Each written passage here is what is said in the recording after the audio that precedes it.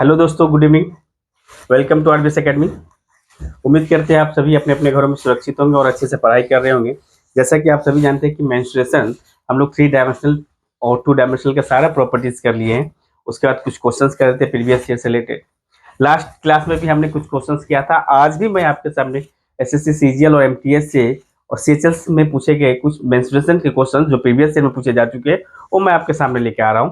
तो आइए पहला क्वेश्चन देखते हैं। The perimeter of rectangle and equilateral triangle are same. Rectangle और इक्विलेटरल ट्राइंगल, ठीक है। ये आपका रेक्टेंगल है और इक्विलेटरल ट्राइंगल, मतलब ए साइड इक्वल, दोनों का पेरीमीटर सेम होगा।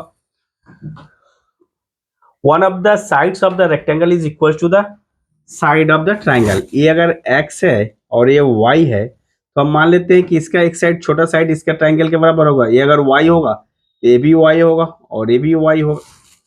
इसका मतलब इसका पेरीमीटर क्या निकलेगा?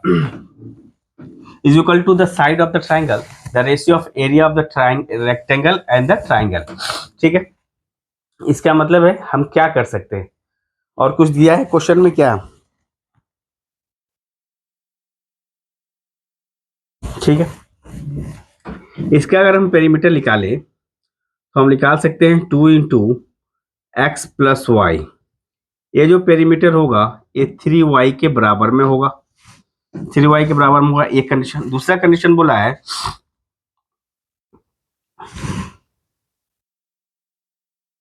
तो यहां से मल्टीप्लाई कर दें, 2x प्लस 2y बराबर में 3y। तो यहां से क्या आ जाएगा, 2x equal to 3y minus 2y। तो देयरफॉर हम लोग कह सकते हैं 2x का जो बराबर होगा y के बराबर के वैल्यू के बराबर आएगा। एक ही क्वेश्चन बना। आप पूछा है, ये तो साइड पता चल गया। Ratio of the area of the rectangle, यानी रेक्टेंगल का एरिया क्या होगा, यानी आपसे पूछा है यानी रेक्टेंगल का एरिया और इक्विलेटरल ट्राइंगल का एरिया। रेक्टेंगल का एरिया क्या होता है, x इंटू वाई। अगर हम इसका लेंथ एक्स वाई दे तो x इंटू वाई। इसके साथ हमें निकालना है इक्विलेटरल ट्राइंगल का एरिया, √3/4 इंटू साइड का स्क्वायर। साइड क्या है आपका, y है, तो y का स्क्वायर। यहां से एक y और एक y कैंसिल करते हैं तो क्या निकलता है, x is to √3/4 into y. एक y पावर कट गया। अब यहाँ x के वैल्यू y, यानी y की जगह में 2x अगर पुट कर दे तो ये x है इज टू √3/4 इंटू वाई के जगह में हमको क्या पुट कर सकते हैं, 2x 2 से 4 कट जाएगा, 2 से गया 4 2 बार में, और ये x से x कट गया तो कितना आ जाएगा, a2 इधर आ जाएगा, 2:3 2:3। यही आपका यानी ऑप्शन सी आपका करेक्ट आंसर है। 2:3 जो आएगा आपका एरिया ऑफ रेक्टेंगल और एरिया ऑफ ट्राइंगल का रेशियो पूछा था, तो यही आपका निकला 2:3।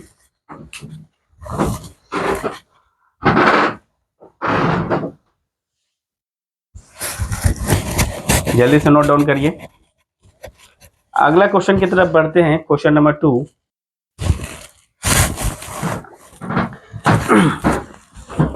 Three circles of equal radius, radius equal है। ये सर्कल बना हुआ, बनाने में थोड़ा सा ये हो गया, बट इक्वल रेडियस का सर्कल है और एक दूसरे को टच कर रहा, बाकी दो सर्कल को टच कर रहा। तो एरिया ऑफ सेंटर रीजन, इस रीजन यानी सेंटर वाला पार्ट का, इस पार्ट का एरिया आपसे पूछा है। तो सबसे पहले इन दोनों सेंटर को मिलाएंगे, फिर इन दोनों सेंटर को मिलाएंगे, फिर इन दोनों सेंटर को मिलाएंगे। रेडियस अगर ये है, ए सेंटीमीटर है तो ये भी ये होगा, और ये है तो ये भी ये होगा, और ये है तो ये भी आपका ये होगा, ठीक है।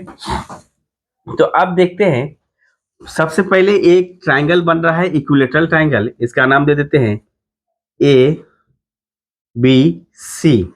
Equilateral triangle 2a 2a 2a। तो area of equilateral triangle, area of equilateral triangle का क्या एरिया निकलेगा, साइड तो 2a है तो भैया क्या हो सकता है, √3/4 इंटू साइड का स्क्वायर, मतलब 2a का होल स्क्वायर।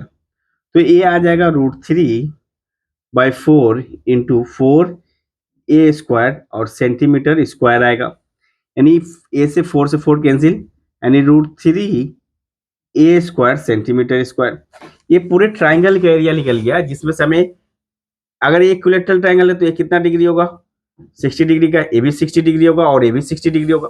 एक सेक्टर फॉर्म हो रहा है, तो इस एक सेक्टर का एरिया क्या होता है, थीटा अपॉन में 360 degree into pi are square, theta upon में 360 degree into pi are square.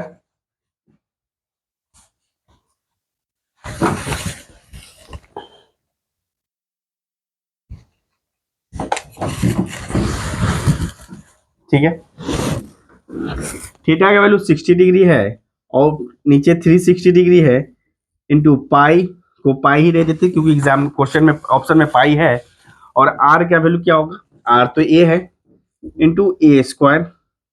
अब यहां से एक सेक्टर के निकला, टोटल 1 2 3 सेक्टर है, इसको 3 से मल्टीप्लाई भी करेंगे, यानी 60 से करेंगे 1 0 6 बार में कटेगा, 3 से करेंगे 3 दूनी 6, यानी पाई ए स्क्वायर डिवाइडेड बाय 2, इसका एरिया सेंटीमीटर स्क्वायर आ गया। तो आप पूरे सर्कल का एरिया जितना था, सॉरी ट्राइंगल का एरिया में से इसको माइनस करेंगे, सेक्टर का एरिया, ट्राइंगल का, तो शेडेड पोर्शन का एरिया क्या होगा, ये पूरा ट्राइंगल का एरिया था, इसमें से माइनस करेंगे सेक्टर का area, pi a square by 2। यहां से अगर हम एलसीएम ले लेते हैं 2√3 ए square minus pi a square, अगर हम ए स्क्वायर कॉमन ले ले क्या आ जाएगा, 2√3 minus pi divided by 2 centimetre square. तो यही तो आंसर है आपका, यानी 2√3 minus pi by A square, यानी option 4 is the correct answer. Option 4 आपका करेक्ट आंसर है, और यही शेडेड पोर्शन का एरिया भी है।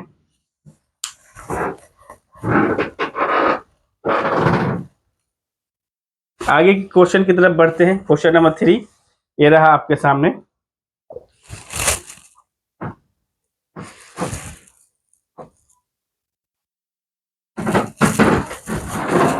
A circle is inscribed in an equilateral triangle। एक इक्विलेटरल ट्राइंगल है,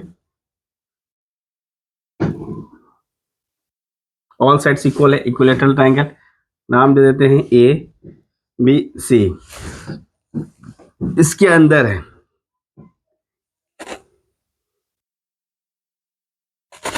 ठीक है, तो आप अगर मान लेते हैं इसकी लेंथ ए यूनिट है इक्विलेटरल ट्राइंगल का, और इक्विलेटरल ट्राइंगल का सर्कल का इन रेडियस क्या होता है, इन रेडियस होता है, इन रेडियस यानी स्मॉल आर इक्वल्स टू जो होता है, यानी ए बाय 2√3 होता है इन रेडियस, ठीक है। तो पूछा है the ratio of area of the triangle, area of triangle क्या निकलेगा, एरिया ऑफ ट्राइंगल निकलेगा, area of triangle √3/4 into a square, ये तो एरिया निकल गया, एंड डेट ऑफ स्क्वायर, यानी एक स्क्वायर इसके अंदर मौजूद है, एक स्क्वायर मौजूद है।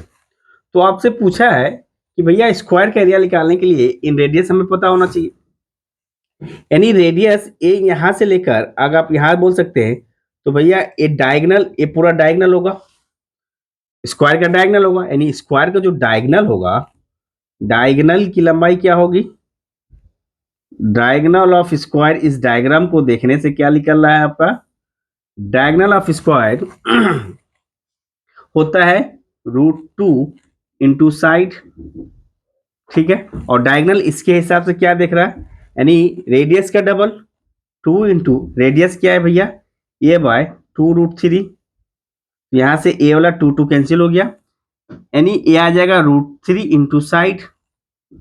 तो साइड ऑफ स्क्वायर क्या निकलेगा, तो हम लोग साइड बोल सकते हैं, साइड बराबर में ए अपॉन में √3 इंटू √2। तो इस therefore area of square, area of square अगर हम निकाले, साइड का स्क्वायर होता है, यानी ये हो जाएगा ए स्क्वायर, और ये हो जाएगा √3 का स्क्वायर 3 इंटू √2 का स्क्वायर 2, ये आपका क्या निकल गया, एरिया ऑफ स्क्वायर, और ये आपका निकल गया एरिया ऑफ ट्राइंगल। इनका रेशियो निकाल देते हैं। √3/4 into a square is to a square upon में 3 इंटू 2। 2 से काटेंगे, ये कट जाएगा कितना, 4 बार में 2 बार में, यानी आ जाएगा √3/2 इज टू 1/3। ए स्क्वायर गायब। आप इन दोनों को एक दूसरे से क्रॉस मल्टीप्लाई कर दें तो यह आ जाएगा 3√3/2। दैट इज ऑप्शन सी आपका करेक्ट आंसर है, ऑप्शन सी। काफी अच्छा क्वेश्चन था।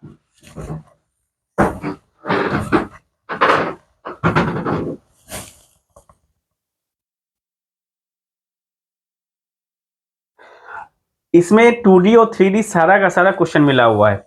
अगला क्वेश्चन करते हैं, क्वेश्चन नंबर 4।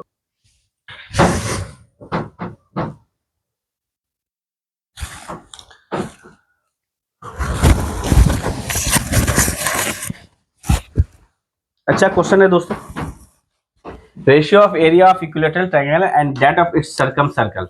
सर्कम सर्कल यानी एक अगर इक्विलेटरल ट्रायंगल है जिसकी लंबाई ए है तो इसका सर्कम सर्कल मतलब ये आपका रेडियस निकालना पड़ेगा पहले। यानी इक्विलेटरल ट्रायंगल का एरिया तो आपको पता है,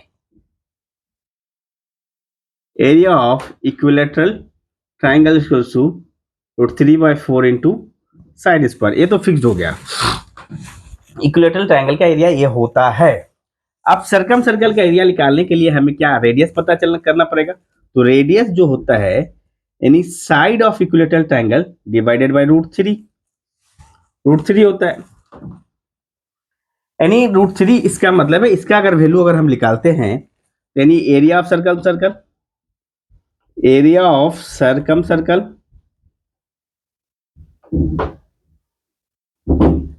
पाई आर स्क्वायर, पाई पाई ही रहेगा, आर स्क्वायर की जगह में क्या आ सकता है ए स्क्वायर अपॉन में √3, यानी इसको हम ऐसे लिख सकते हैं ए बटा में √3 का होल स्क्वायर इक्वल टू लिख सकते हैं pi into a square upon में 3। तो इन दोनों का रेशियो पूछा है। इक्विलेटरल ट्रायंगल का एरिया है √3/4 into a square is to pi a square divided by 3। Cross multiply करते हैं, ए स्क्वायर स्क्वायर गया घर तो यहाँ √3 और ये 3 इधर मल्टीप्लाई हो जाएगा, इधर आ जाएगा पाई और ए स्क्वायर स्क्वायर कर दिया, इधर 4 है तो 4 पाई इधर आ जाएगा। तो यही आपका दोस्त आंसर है, option C is the correct answer, यानी यही आपका आंसर है। सर्कम सर्कल इक्विलेटरल ट्रायंगल का एरिया और सर्कम सर्कल का एरिया का ratio √3 into 3 is to 4 pi. जल्दी से नोट डाउन करें। अगला क्वेश्चन की तरफ बढ़ते हैं। अगला क्वेश्चन रहा आपके सामने, ये रहा अगला क्वेश्चन दोस्तों आपके सामने। If the perimeter of rectangle and square are equal, इसका कहने का मतलब है रेक्टेंगल और एक चीज दे रखा है, एडजेसेंट है ऑफ द रेक्टेंगल 1:2, मतलब ये मान लेते हैं 2x है, ये x होगा। इसका पेरीमीटर क्या होगा, रेक्टेंगल का पेरीमीटर ऑफ रेक्टेंगल क्या हो जाएगा 2 into x plus 2x that is 3x यानी 6x। अब अकॉर्डिंग टू क्वेश्चन बोला है कि भैया स्क्वायर का जो पेरीमीटर होगा, स्क्वायर का पेरीमीटर जो होगा पेरीमीटर ऑफ रेक्टेंगल के बराबर होगा। पेरीमीटर ऑफ रेक्टेंगल, स्क्वायर का perimeter 4 into side equals to क्या होता है यानी 6x।